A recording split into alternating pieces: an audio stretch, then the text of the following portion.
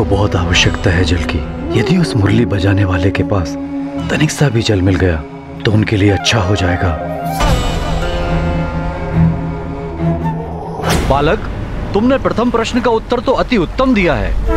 अब मैं देखता हूँ मेरे द्वितीय प्रश्न का उत्तर तुम दे पाते हो या नहीं। मेरा द्वितीय प्रश्न है, ऐसी कौन सी वस्तु है जो परिवर्तनशील है? हनुमान, वृक्ष हो सकता है। उस पर प्रतिदिन पत्ते पात आते रहते हैं। नहीं तो धरती भी हो सकती है। जैसे वो धरती पहले हरी भरी थी, अब मरथल हो गई है। शीघ्र उत्तर दो हनुमान, वहाँ सब व्याकुलता से प्रतीक्षा कर रहे होंगे। अब तो तुम यहाँ उलझ चुके हो हनुमान। जितना विलंब, जितनी प्रतीक्षा, उतना ही अच्छा। समय, ऋषिवर, समय कभी एक सा नहीं रहता, नित्य परिवर्तित होता ही रहता है। जो समय आज है वो कल नहीं होता।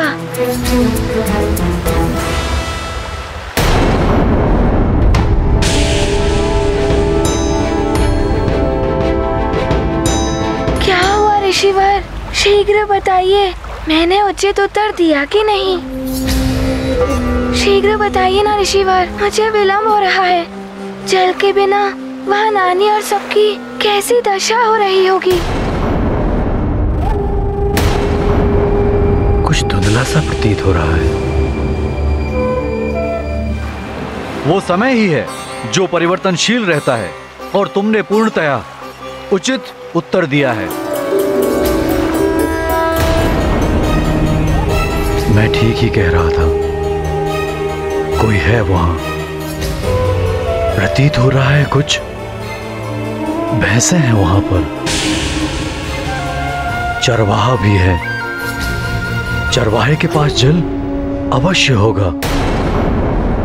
अब मैं तुमसे अंतिम प्रश्न पूछता हूँ।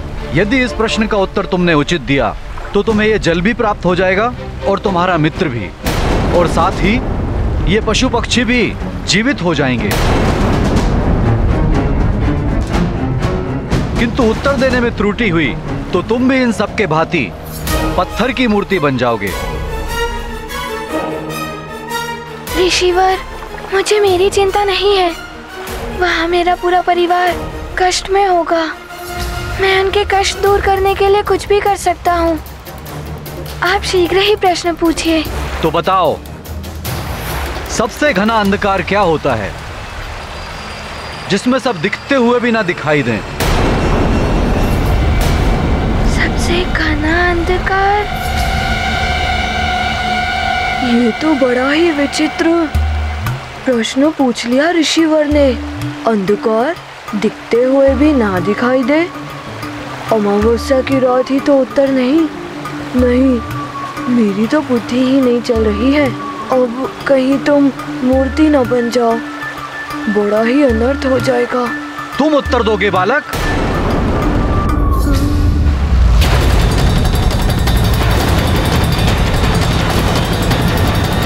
हनुमान, मनुष्य के जीवन का सबसे बड़ा अंधकार है अविद्या एवं अज्ञान। अज्ञानी व्यक्ति किसी भी वस्तु को देखकर भी नहीं जान सकता कि उस वस्तु का महत्व क्या है। ऋषिवर, अविद्या एवं अज्ञान, ये सबसे बड़ा अंधकार होता है।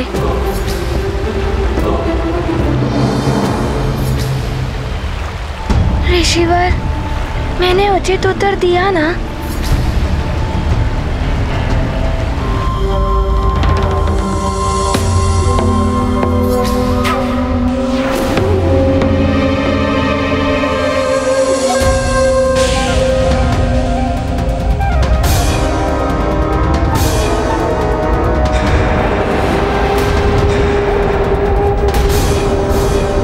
ये संपूर्ण क्षेत्र तो वैसा ही प्रतीत हो रहा है जैसा हनुमान ने अपने स्वप्न में देखा था।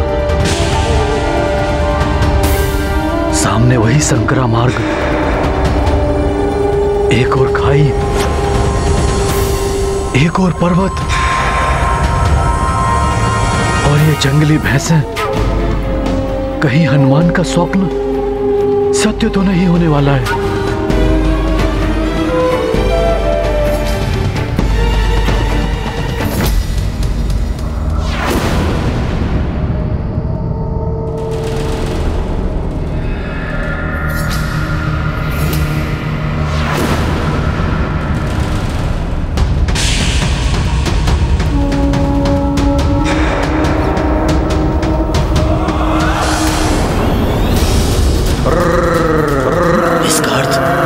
मृत्यु निश्चित है, जो भैंसों के रूप में मेरी ही ओर बढ़ रही है।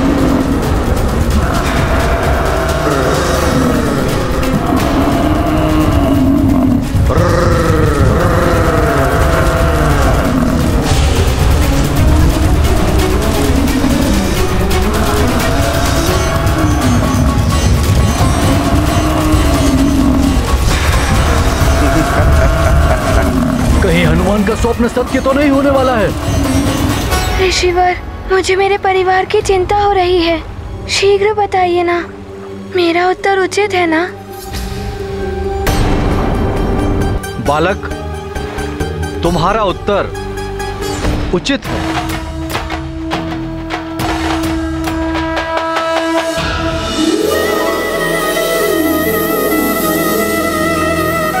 हनुमान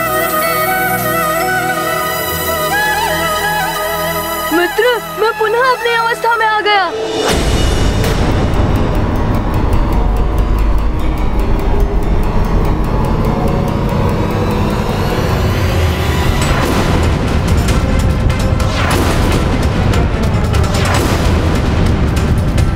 प्रणाम चित्रगुप्त जी।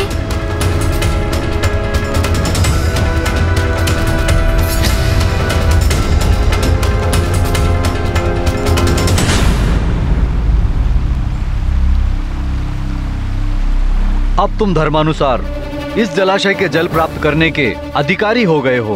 चित्रगुप्त जी, इसीलिए मुझे आपका स्वर परिचित सा लग रहा था। किंतु आप यहाँ क्या कर रहे हैं? आप तो यमलोक में प्राणियों के पाप पुण्य का लेखा जोखा करते हैं, फिर आप ये क्यों कर रहे हैं? हनुमान, पाप पुण्य के अनुसार दंड या पुरस्कार प्रदान करने में, सहायता करने में मेरा एवं समस्त अन्य देवताओं का भी कर्तव्य होता है। इसलिए मैं जो भी कर रहा था, मात्र कालदेव की आज्ञा का पालन ही कर रहा था। कालदेव की आज्ञा का पालन?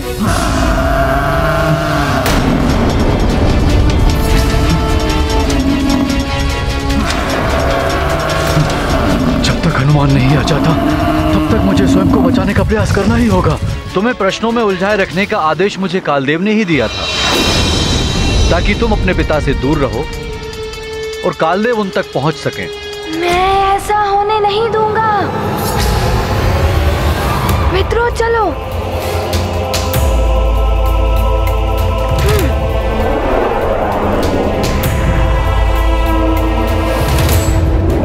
शीघ्र चलो।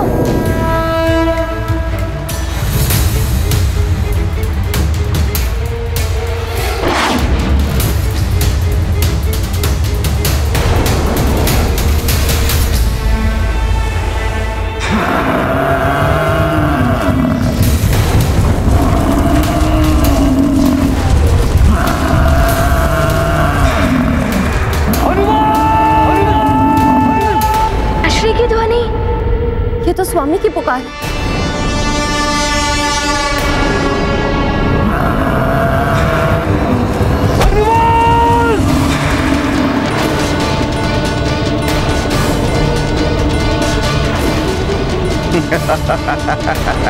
हनुमान! ये तो ठीक वैसा ही दृश्य है जैसा मैंने स्वप्न में देखा था। पिताश्री! हनुमान, देखता हूं अब कैसे रक्षित करते हो अपने पिता को काल से। हनुमान, तुम कुछ नहीं कर पाओगे।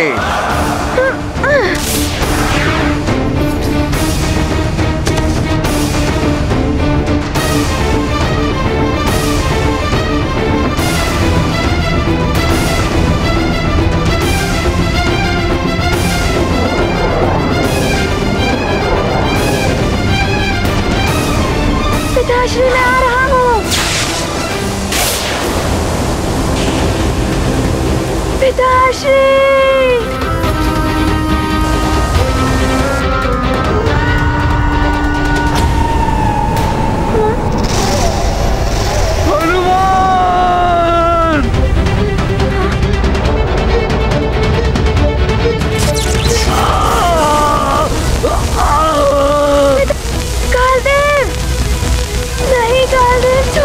पिताश्री को काल दे।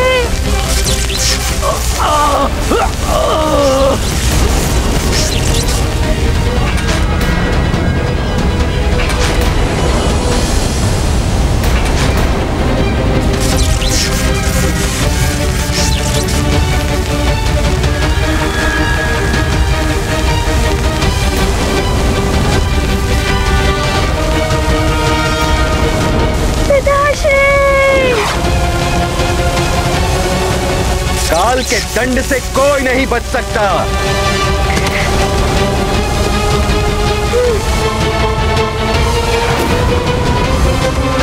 पिताश्री।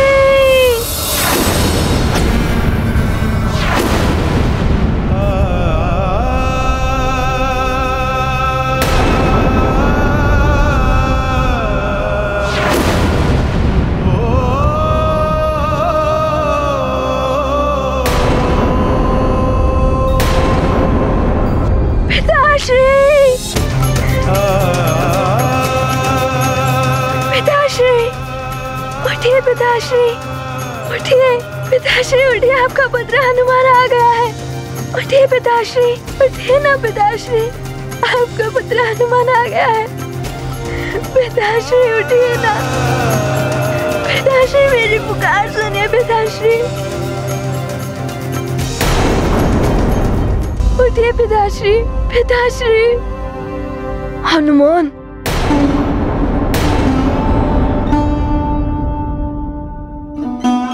महाराज, देखो ना मित्रों,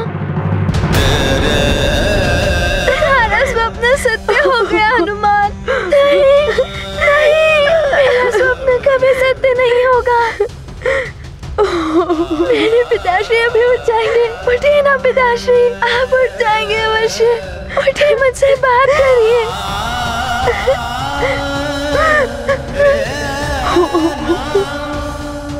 उठिए पिताश्री, उठिए। महाराज, क्या हुआ महाराज को?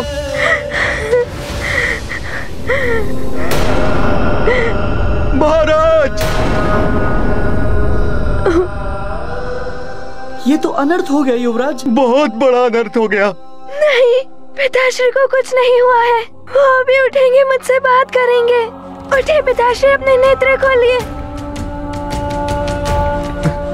कालदेव, आप ऐसा नहीं कर सकते। मेरे पिताश्री को मुझसे नहीं छीन सकते कालदेव।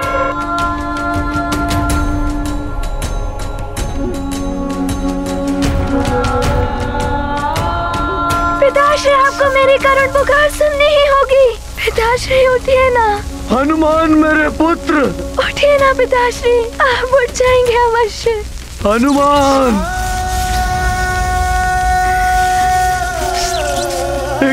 एक बालक को उसके पिता से दूर मत कीजिए। मुझे जाने दीजिए कालदेव। कालदेव, मेरा हनुमान रो रहा है। एक बालक को उसके पिता से दूर मत कीजिए। मुझे जाने दीजिए कालदेव।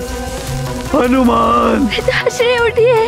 पिताश्री, हनुमान मेरे पुत्र, अपने हनुमान से बात कीजिए। पिताश्री, अपने हनुमान से बात कीजिए। केसरी, जब तक देह में प्राण होते हैं, संबंध तब तक ही होते हैं। आपके देह से आत्मा पृथक हो चुकी है। अब आपका उस संसार से या किसी भी प्राणी से कोई संबंध नहीं है। आत्मा हर मोह माया से परे होती है। आपके लिए भी उचित यही होगा कि मोह का त्याग कर दे, अन्यथा आप हर क्षण दुखी ही रहेंगे।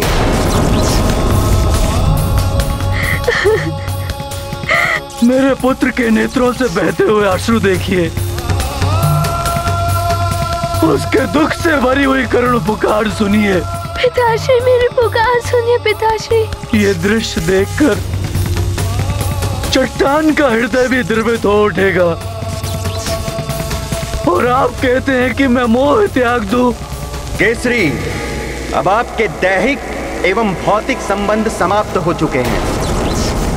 अब आप ना तो किसी के पिता हैं, ना ही कोई आपका पुत्र। हनुमान! पिताश्री उठिए। हनुमान मेरे पुत्र! मेरे अपराध का दंड मेरे पिता को मिल रहा है। कालदेव, आप तो देवता हैं, आप ऐसा अनर्थ नहीं कर सकते। पिताश्री, आप अपने पुत्र को छोड़ के नहीं जा सकते। उठिए, गले लगा लीजिए पिताश्री मुझे। लौट आइए वापस पिताश्री।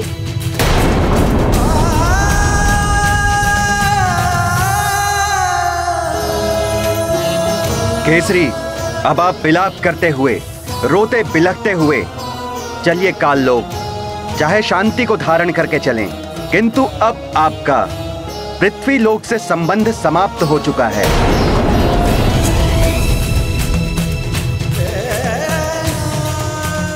पुत्र हनुमान! कालदेव, क्या मेरा दंड इतना बड़ा था जो आपने मेरे पिताश्री के प्राण ही हर लिए? मैं मेरे पिताश्री के बिना नहीं रह पाऊंगा। पिताश्री उठिए, लौट आइए पिताश्री। पिताश्री!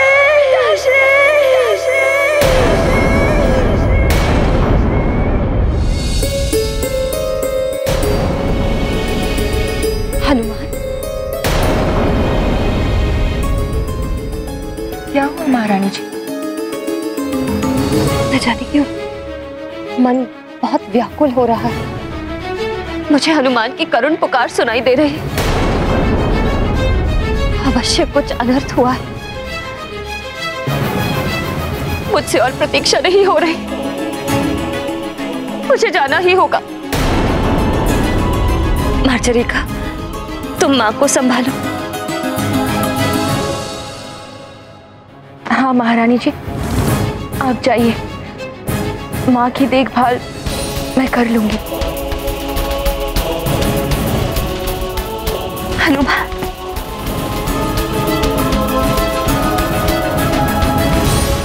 पिताश्री, नेत्र खोलिए पिताश्री। पिताश्री उठिए, लौट आइए पिताश्री, लौट आइए। हनुमान छोटा सा बालक है, आपके बिना नहीं रह पाएगा। लौट आइए पिताश्री, लौट आइए। कालदेव, मुझे छोड़ दे कालदेव। नहीं, मत ले जाइए मुझे। कालदेव, छोड़ दीजिए कालदेव। पिताश्री, कालदेव ने मुझे आपका भी अपराधी बना दिया है। मेरे कारण आपके प्राण छिन गए।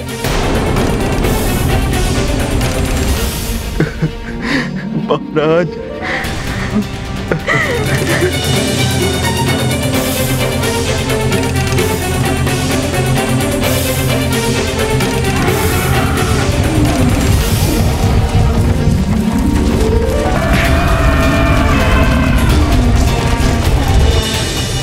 उस दुष्स्वप्न ने चेतावनी दे दी थी।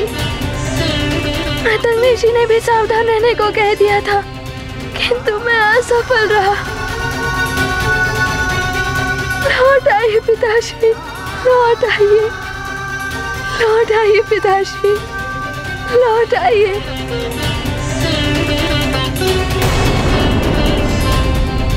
नेत्र खोलिए अपने पिताश्री, नेत्र खोलिए।